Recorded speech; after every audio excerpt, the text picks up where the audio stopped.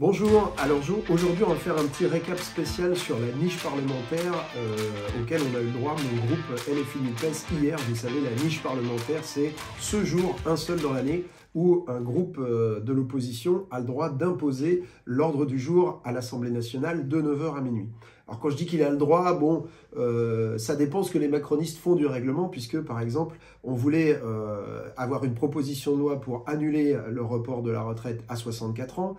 Pour ça, on a d'abord déposé une première proposition de loi qu'ils ont annulée, et on a repris celle d'un député du groupe Lyot qui avait franchi les fourches codines du bureau de l'Assemblée il y a quelques mois. On a redéposé exactement le même texte, et je ne sais pas par quel miracle ils se sont débrouillés pour rendre le texte irrecevable. Donc on a presque réussi à imposer l'ordre du jour, moyennant quand même ce texte sur l'abrogation de la retraite à 64 ans. Ça a été quand même une belle journée, puisque ça s'est fini par 2 victoires sur des textes. Je vais revenir en détail dessus. Ce qui est la preuve qu'on a réussi à construire des majorités malgré le bashing incessant qu'on prend sur la tête depuis des semaines, mais même depuis le début du mandat. Ça a été l'occasion d'avoir des beaux débats et sur des préoccupations des Français à partir des mesures sur lesquelles nous avons été élus avec le programme de rupture de la NUPES sur les dimensions économiques, écologiques et sociales. Et puis ça a été l'occasion de voir quand même un certain niveau de maîtrise des dossiers, et je dois dire que j'étais pas peu fier de voir mes collègues et camarades qui se trouvaient au banc, qui étaient rapporteurs des textes, et franchement, on aurait pu croire que c'était des ministres, moyennant la mauvaise foi des macronistes et qui ne l'ont pas, évidemment, et heureusement. Alors si je reprends dans l'ordre, notre niche a commencé par une proposition de résolution pour obtenir une commission d'enquête sur la gestion des risques naturels majeurs dans les territoires d'outre-mer. Les territoires d'outre-mer sont généralement les grands oubliés quand même de la politique hexagonale, et c'est pour ça que nous avions décidé de le mettre en premier pour être sûr qu'il puisse être étudié, et nous avons réussi à convaincre une majorité, à obtenir une victoire. C'est mon collègue Jean-Philippe Niort qui était rapporteur de ce texte. Le deuxième texte, il portait sur l'encadrement des marges pour aller vite. Alors, en vérité, il y avait des petits points de détail qui étaient intéressants. Il y avait 4 articles qui formaient un tout et qu'on avait d'abord étudié en commission. Alors, en commission des affaires économiques, où je siège, la Macronie avec LR s'était débrouillée pour tout vider. Ils avaient supprimé les articles 1, 3 et 4, et le 2, ils l'avaient entièrement réécrit pour que, en vérité, il ne coûte rien à personne. On a réussi à rétablir tous les articles et à obtenir des majorités sur tous les articles. Article 1 rétabli pour instaurer des prix planchers pour les agriculteurs.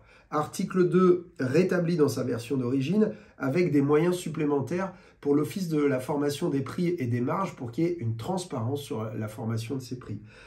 Après l'article 2, nous avons réussi à remettre l'encadrement des marges pour les grandes entreprises de l'industrie agroalimentaire qui, au passage, entre les producteurs et les distributeurs, font un travail, certes, mais se sucrent depuis plusieurs mois et sont responsables d'une grande partie de l'inflation qui fait que la plupart des Français ont du mal à remplir leur frigo.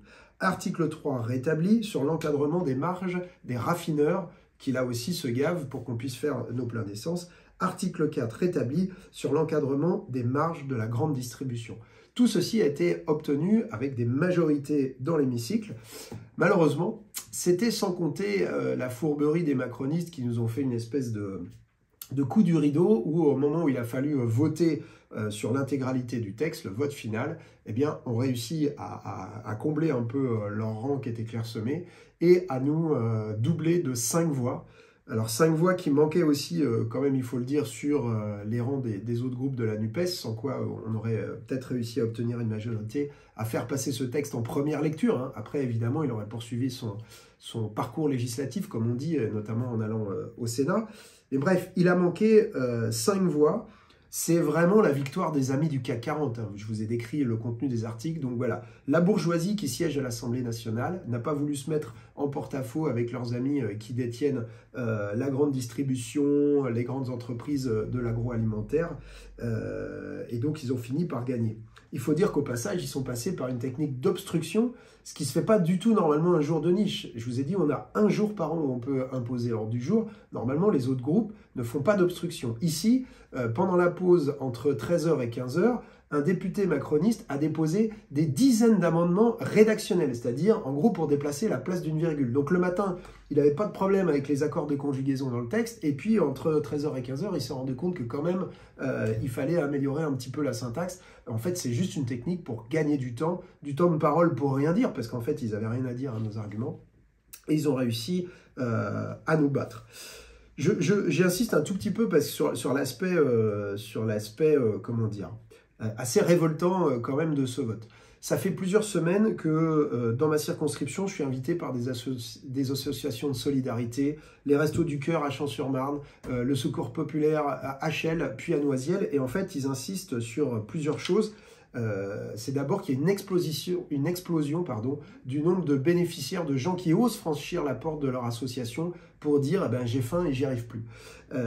Et en même temps, on a plutôt une baisse des dotations et il faut savoir que les paniers que distribuent ces associations, alors il y a une part de dons et puis il y a une part de ramasse. La ramasse, c'est ce qu'on va collecter dans les circuits de la grande distribution et notamment ce que les grands distributeurs, les supermarchés n'arrivent pas à vendre et n'arrivent pas à vendre au jour J. Et on se retrouve avec des associations qui bien souvent récupèrent des gros colis dans lesquels on ne peut pas trop regarder ce qui est frais et ce qui ne l'est plus et les ramènent dans l'association et là au moment où ils déballent, ils se rendent compte qu'il y en a une partie qu'il faut jeter. Et donc au passage, la grande distribution s'est racheté une morale et puis surtout à défiscaliser l'ensemble de ce dont elle s'est débarrassée auprès des associations, qui va ensuite être distribué aux bénéficiaires. Alors même que ces bénéficiaires, s'ils viennent au Resto du Cœur ou au Secours Populaire, c'est précisément parce qu'ils n'ont plus les moyens de se payer à manger dans ces circuits de grande distribution.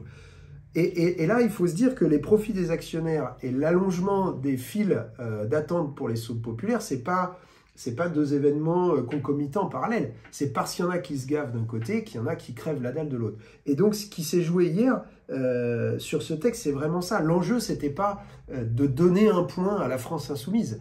L'enjeu, c'était de savoir si la misère augmente dans ce pays ou pas, et si d'une certaine manière, on fait toujours République, parce que je rappelle que dans l'article 1 de notre Constitution, il est bien rappelé que la France est une République sociale. Donc si c'est une République sociale, et c'est pas normal qu'il y ait des gens qui meurent de faim et qui soient obligés de faire appel aux soupes populaires. Bref, troisième texte, c'était sur un moratoire de 10 ans sur les méga-bassines, et c'est ma collègue Clémence Guettet qui était rapporteure de ce texte.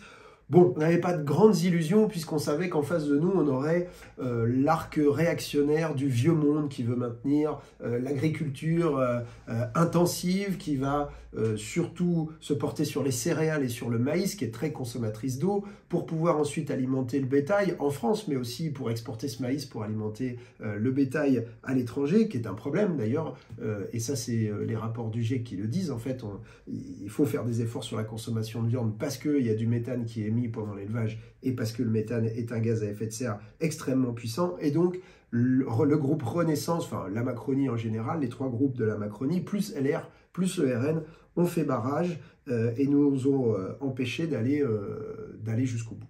Le quatrième texte, et là c'est la deuxième victoire de la journée, c'est ma collègue Danielle Obono qui le portait, c'était une proposition de loi. C'est une proposition de loi, donc adoptée, pour la réouverture des accueils physiques dans les services publics. Vous savez que maintenant, de plus en plus, on numérise les services publics, alors ce qui peut être très bien. Moi, je suis très content, des fois, à minuit, quand je suis chez moi, sur mon ordinateur, de prendre un rendez-vous pour je ne sais quel service. Évidemment qu'il y a du plus derrière ça, mais on sait qu'il y a aussi 20% de nos concitoyens qui souffrent de la fracture numérique, c'est-à-dire qui ne sont pas à l'aise avec l'outil ou tout simplement qui ne l'ont pas parce que ça coûte cher. Et donc, nous pensons qu'il faut rétablir des moyens pour les gens de prendre des rendez-vous physiquement, en fait, avec des êtres humains, des fonctionnaires en face d'eux, qui puissent répondre à leurs questions et dans des délais raisonnables. Parce que parfois, les délais sont tellement déraisonnables qu'en fait, on perd certains de nos droits, des droits qui sont valables pendant 3 mois, pendant 6 mois. Si le rendez-vous il est prévu après, en fait, il y a une perte de droits pour ces gens qui pourraient en bénéficier. Donc ça, c'est une victoire et ce texte va continuer son parcours législatif. Et puis, là, il était minuit moins le quart quand on a attaqué la dernière discussion. On avait encore d'autres textes sous le coude, mais malheureusement, c'est un peu comme Cendrillon, ça s'arrête à minuit. Et donc, le dernier texte qu'on a tout juste commencé. C'est Thomas Porte, mon collègue, qui a eu le temps de faire son propos liminaire. C'était la loi d'abrogation de l'article 435-1 du Code de sécurité intérieure, c'est-à-dire le permis de tuer pour les policiers en cas de délit de fuite. C'est en gros ce qui a expliqué la mort de Naël au mois de juin, qui a mis le feu au pays, vous vous en souvenez. Et bref, il a eu juste le temps de faire sa déclaration générale.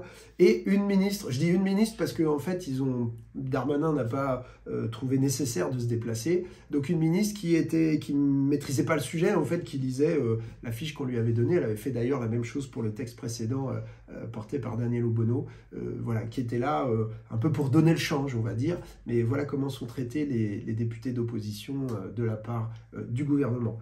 Bref, une belle journée quand même avec 2 victoires, des beaux débats.